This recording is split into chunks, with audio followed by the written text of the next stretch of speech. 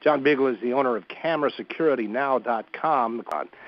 Tell me how it's changed, John, because I've been in the business here about 44 years, and I remember the pictures that we used to have that were you were almost embarrassed as an anchor to put them up and say, if you recognize the person in this picture, and nobody could recognize the person in this picture.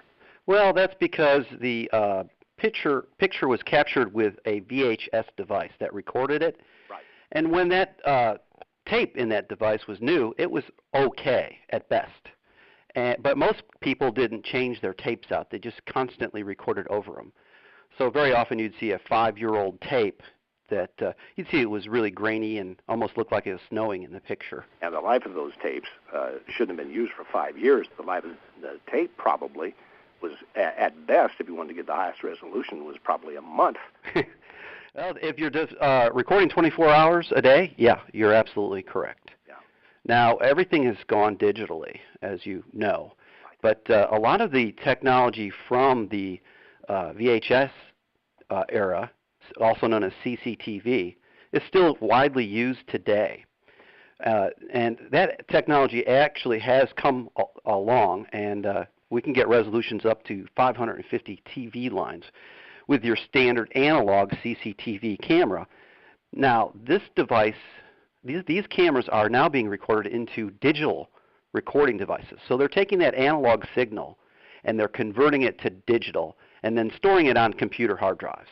And that's what a DVR is, a digital video recorder. All right. Now, when you do this, does it have such resolution that at some future point, or maybe even happening today, the biometrics can be applied to it? If you really want the highest quality resolution, you need to go to an IP camera solution, which is purely digital. Instead of taking an analog signal and converting it to digital, we're taking a pure digital signal from a megapixel IP camera, which is powered over Ethernet, and putting that into an NVR, a network video recorder. So everything's digital, and because of that, you can have a digital zoom on the images. Analog era, the information was about 25% of a 1.3 megapixel camera. In other words, that same camera shooting that same image is recording 4 times more information, even in that same frame. And because of that, the digital zoom is more effective. However, you're absolutely correct. Digital images do degrade, so you want to have your camera located as close to the subject as possible. Now, when people come to you and say, I want to install video, or I want to install some way to record people who are coming in where crimes may or may not be committed, and I want to watch exactly what's going on, do they somehow look at the old system and say, well, that was a lot cheaper, that's more in my line of affordability. What you're offering here is more expensive, and I'm not sure if it'll be cost-effective for me to do that. Gotcha. Yeah, that is, cost is always a major concern, especially for some of the smaller retail, like the gas stations and fast, package pickup. Those people are very sensitive to it, but the DVR that we're selling nowadays is a hybrid DVR, which will support IP cameras too. So they would have the ability to expand to a more expensive technology in the future without having to upgrade their main recording device. Stick around in just a few moments. Can you stick around with us? I certainly can. Good deal. It's 1:16 on WCCO News Radio 830. John Beagle is the owner of CameraSecurityNow.com. And if you haven't noticed that things have changed a great deal in terms of the graininess of the photographs that we show on the news and are published in newspapers of surveillance video. And surveillance has just gone crazy. Whole cities around the world, in fact, have put up all of these new closed-circuit security cameras all over the place, and there's been a lot of crime solved as a result of that. John, do you have any figures or anecdotal information about the effectiveness of upgrading your security camera situation, even at the local level? In the olden days, you couldn't tell what color clothes the person has on. Nowadays, you can even read the tattoos on the people. The resolution is so much greater.